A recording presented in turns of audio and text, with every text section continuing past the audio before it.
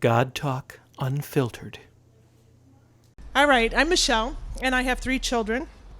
You have to know that the first child that I had, I didn't want to have because I had heard stories of labor and delivery, and I decided I really didn't want to have anything to do with that. I heard it involved pain.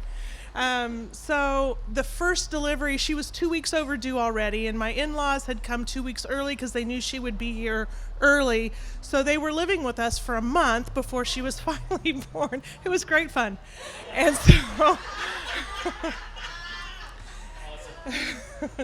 And so when we finally got there, anybody from the Carolinas besides my husband? Oh, then I won't say anything.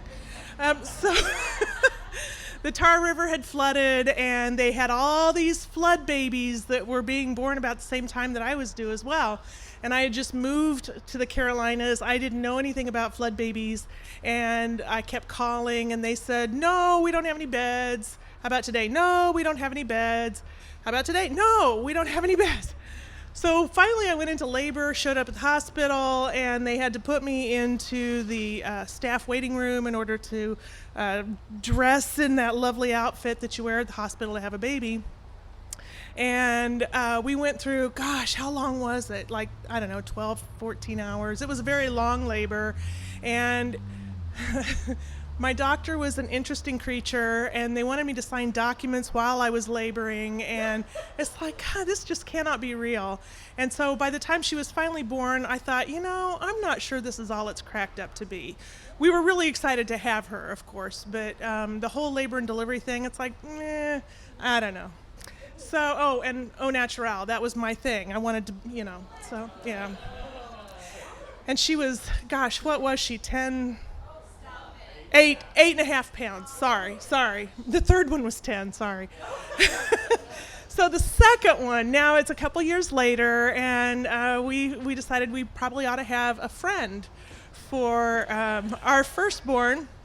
And like they say, you forget about all that stuff. And so we decided it was time to have another baby. And it was kind of a stressful time in our lives. And it was Sunday morning, and I decided, I wasn't really sure I wanted to do this anymore, and I was getting really close. I was still within 2 or 3 weeks of my due date, but I decided as I was, the head of staff and myself and the lay reader were all getting ready to go in to lead worship, and I said, wait, okay,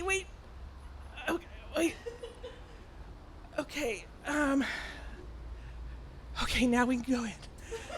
It's just false labor.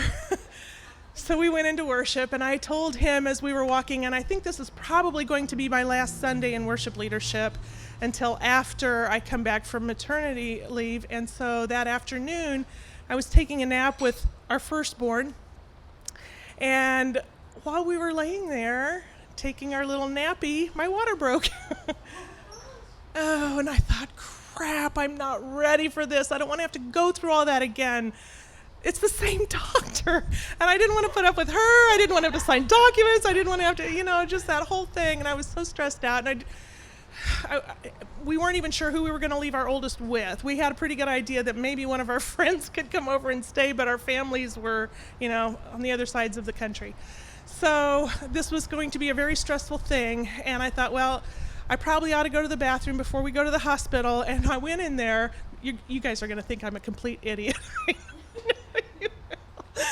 But I was stressed out about this. And while I was sitting there on the toilet using the restroom, my stomach started growling. And it sounded for all the world to me like God was saying, don't worry.